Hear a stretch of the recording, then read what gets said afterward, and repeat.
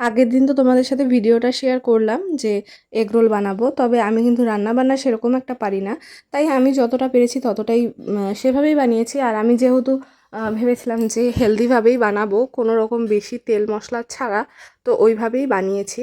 আমার কিন্তু খেতে খুবই ভালো লেগেছে। তোমরা দেখতে থাকো কিভাবে বানাই। আমি জানি এগ রোল বানাতে সবাই পারো, তবু আমি যেহেতু ভিডিওটা করলাম তাই শেয়ার করলাম।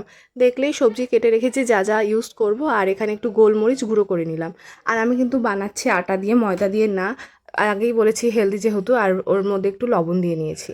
আর ওই তো দেখতেই পাচ্ছ মানে সাইডে কিন্তু আলাদা করে একটা ডো আছে, এটা ছেলেকে খেলতে দিয়েছিলাম কিন্তু ও খেললো না, ও মানে ঘৃণা পাচ্ছে এটা ধরে, ওর জন্য খেললো না। আর এখানে আমার আর রোহনের জন্য কয়েকটা রুটি বেলে নিয়েছি।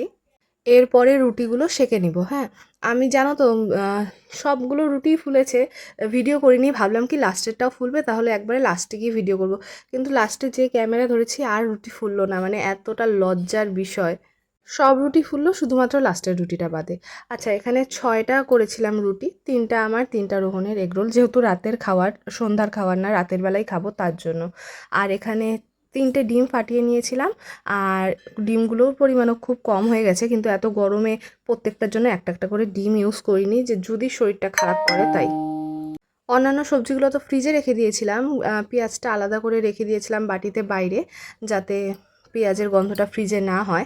আর এখন পেঁয়াজটা ঢেলে নিলাম, আর এখন এই মেশাবো। বেশি কিছু না, গোলমরিচ আর হলো ওই লবণটা, বিট লবণ মিশিয়ে নিয়েছিলাম।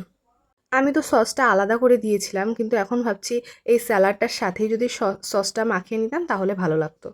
তো রুটিটার মধ্যে এখন যে সসটা সেটা দিয়ে, মানে স্যালাডটা আর কি, সরি সসটা বললাম, স্যালাডটা ঢেলে দিচ্ছি। আর এখানে অল্প অল্প করে সস দিচ্ছি। আমার যেহেতু খুব একটা সস ভালো লাগে না, তাই সস বেশি একটা দিইনি।